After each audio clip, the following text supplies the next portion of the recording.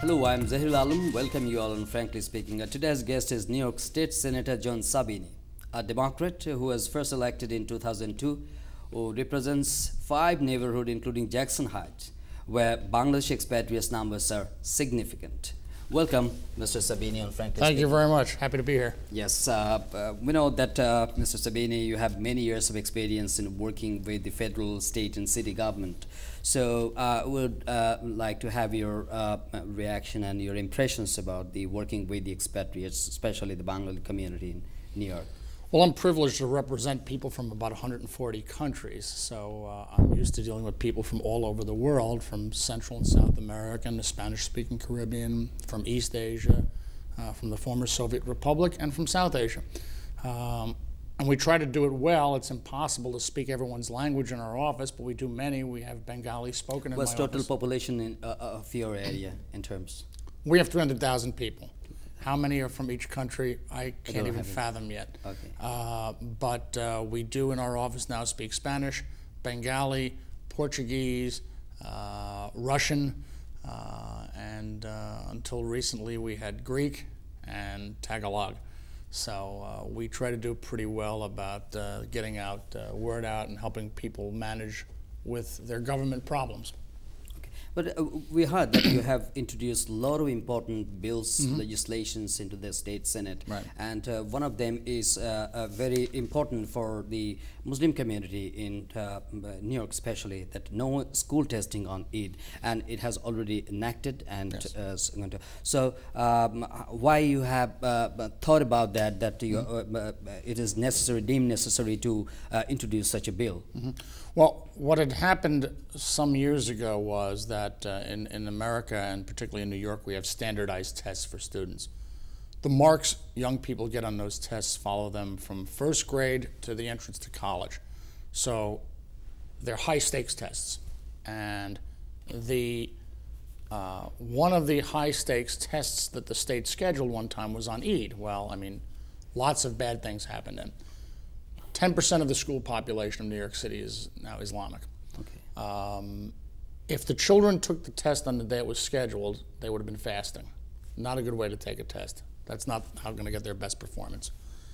If they opted to take a test on a different day for religious reasons, which was their option, they would be pulled out of class on another day and further isolate them from the rest of the school population. In recent years, they're isolated enough. So it became a question of justice and fairness, and making sure that the children who are in our school system had as fair a shot as any at performing well. So I was delighted that that bill passed unanimously in the Assembly and in the Senate, and had the support of Assembly Speaker Silver and all my colleagues in the Senate. Did they able to observe the Eid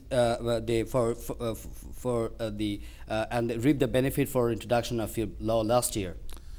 Now the State Education Department has it on their calendars, the when they can't schedule tests. So you won't see the benefit of it because it won't happen again.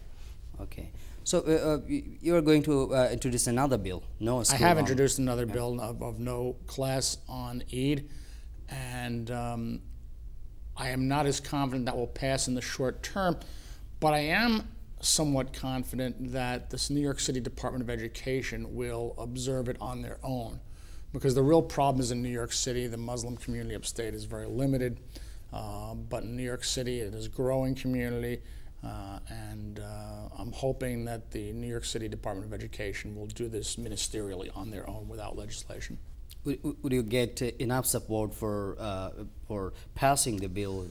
I'm not confident that that bill is going to pass in the short term, but I'm hopeful that the city's Department of Education will enact it on their own on a ministerial basis. They have the power to do that just for the city. You see that this will be a difficult one for?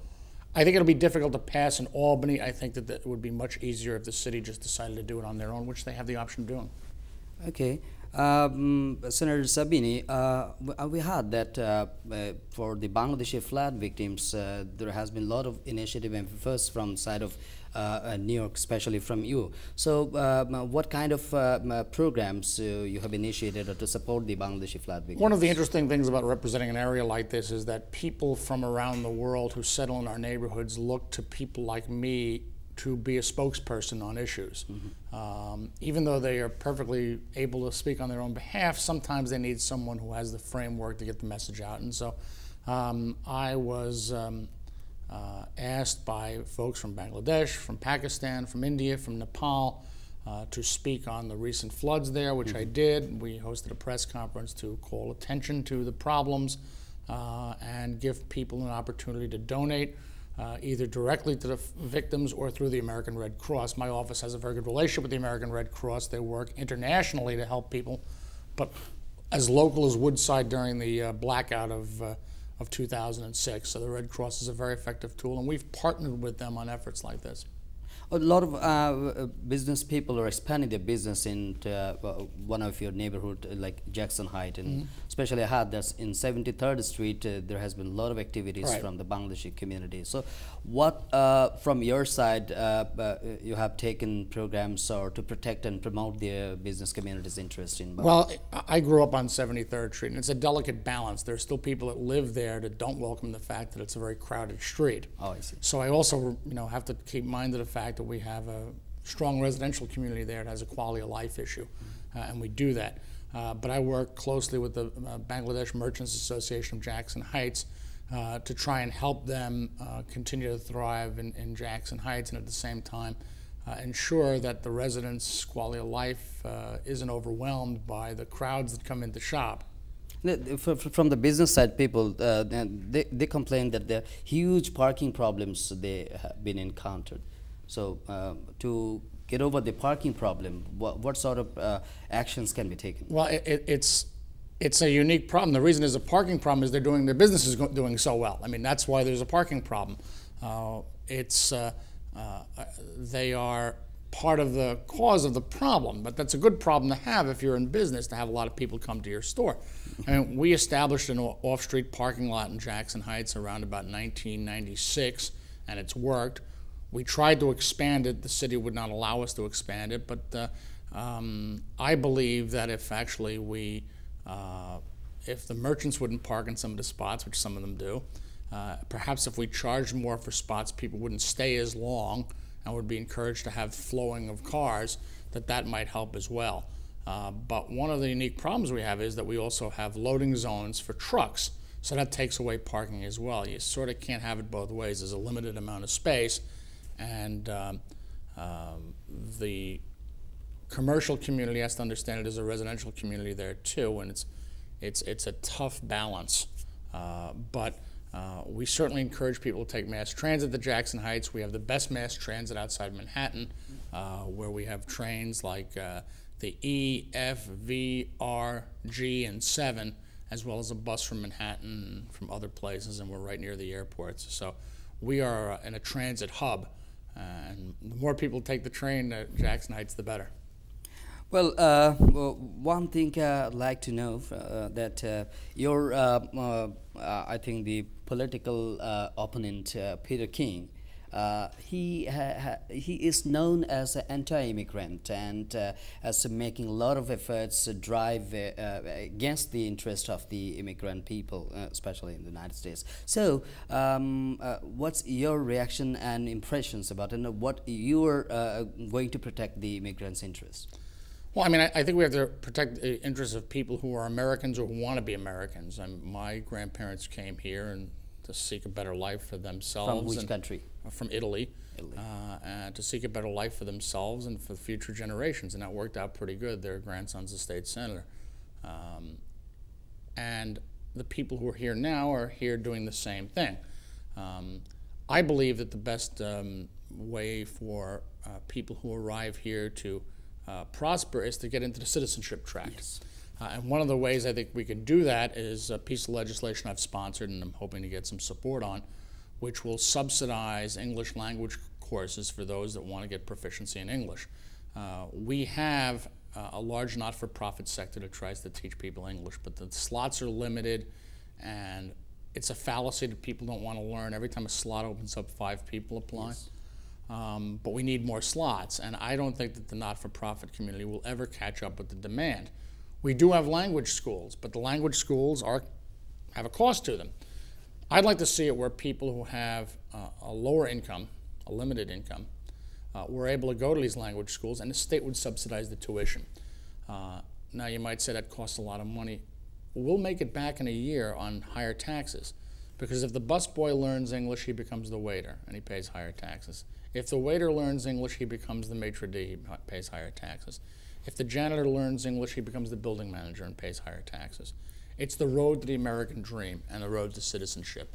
And so I believe that's the best course of action, is to try and get people into the track of becoming citizens and becoming full partners in America. So do you have any tuition waiver in this program?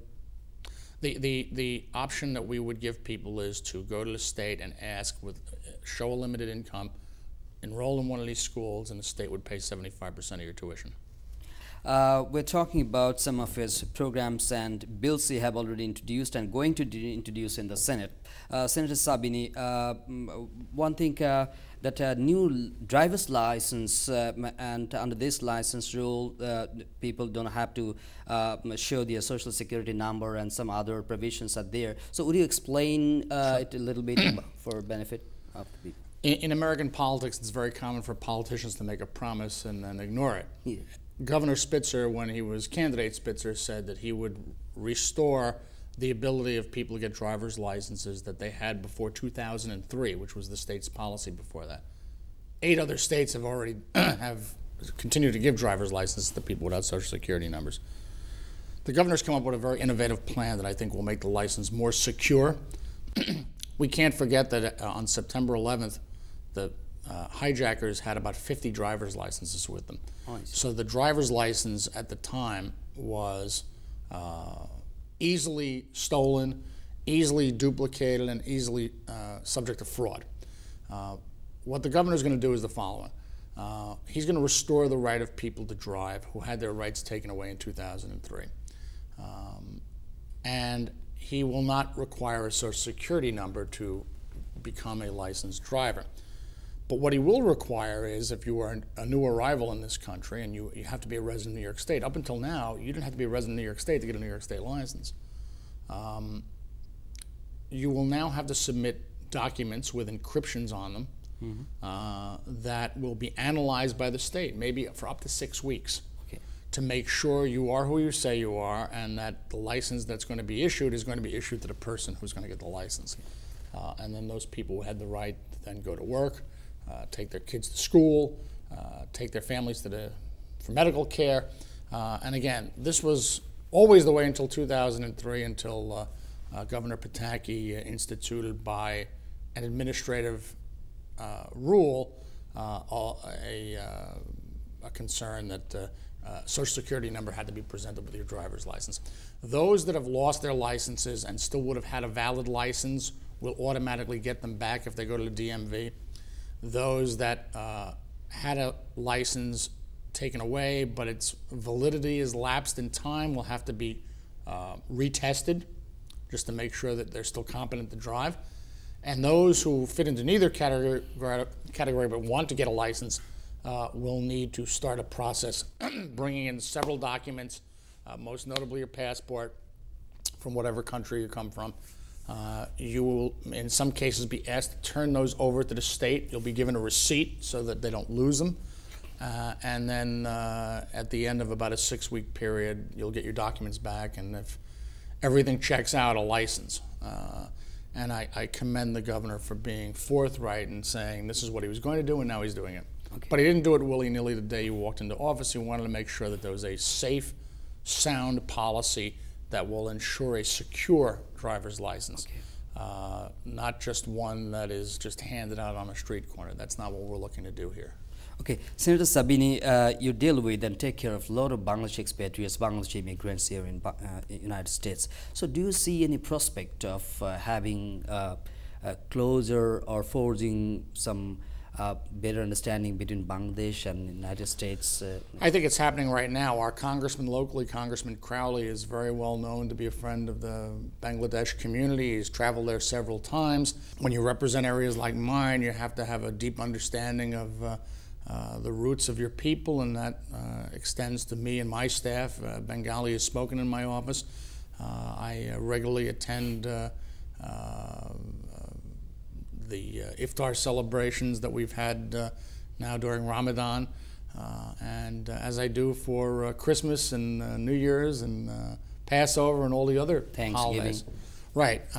So I think you're getting there, and I think that we've made some progress among our Democratic leaders in Queens. We now have Mohammad, who was appointed by Congressman Crowley to serve as a Democratic leader, and we see more and more of that, and more participation in campaigns on a monetary level. I was proud to have a Bangladesh fundraiser last year that where members of the community participated in my campaign. Do you think that Bangladeshi immigrants, Bangladeshi Americans receives or gets enough police attention in doing their business here? The problem with the community is that it is competing with so many other immigrant communities. So do you get enough attention? Probably not. But it's important that people speak with a loud voice too on behalf of themselves to get attention. Because in neighborhoods like Woodside or Jackson Heights, you're competing with about 140 nationalities. So there are people not just from the subcontinent and not just from places like China and Korea, but all the Spanish-speaking countries in the Western Hemisphere. So there's a lot of competition for attention, but we try to not play favorites and to make sure that everyone gets what they deserve as residents of our city and state. And I've been privileged to be called the Bangladeshi senator by a number of your leadership, which is a term of affection, and I enjoy it. Would you please tell me something about your Labor on Wheels program? Right. Well, it's not my program. Again, Governor Spitzer has established a program with the New York State Department of Labor. A lot of our workers at job sites don't know their rights, especially if they're immigrants. We've had job site accidents, particularly in construction sites. Okay. We have people who work in restaurants that don't know about overtime. We have people at construction sites that don't know about safety rules. Okay. So what the governor has done, and Commissioner Smith of the Department of Labor of the state of New York, they are setting up a series of vans that will travel to work sites. Oh, so they don't have to go to the labor office now? No. Okay. And talk to workers one-on-one in their language, whether it be Bengali or Spanish or Urdu or Creole, and advise them. You have prepared already Bengali literature. Yes, they have done that. And it will advise them of their rights regarding overtime, minimum wage, safety rules, things like that, so that in trying to achieve the American dream, they don't get hurt or cheated. Okay. Senator Sabini, I heard that you have a press secretary from Bangladesh. So why you have selected a Bangladeshi? Well, do you think that this helped you to better serve the purpose of your people? Well, it wasn't the original theory. He was the best person for the job of being press secretary. He had an experience as being a reporter. And we're referring to Shams Tariq, and I hired him. And he has certainly been well known in the Bangladeshi community as a person who works for me, but his main job is to be my press spokesman. The fact that he has now taken on duties of integrating himself with the Bangladeshi leadership is a great thing for everybody. But that wasn't the original purpose. But he helps me to have an appointment with you for this interview session. Right. Okay. Tell me about what other things, what are the important bills or plans in your mind to you are going to table in the Senate or you're going to take? Well, I mean, I work in a number of fields as under assignment from our leaders. So I do transportation, so I'm very concerned about the mass transit system of New York City and the commuter railroads. The safety of our bridges, because we had the recent bridge accident in Minneapolis, so we will have a vigorous session in Albany this year trying to make sure that mass transit gets the attention it was supposed to get. Under Governor Pataki, it did not. Additionally, I'm also the Democratic spokesman on horse racing. Now, it doesn't sound like very important, but the horse racing industry in New York State is fairly big.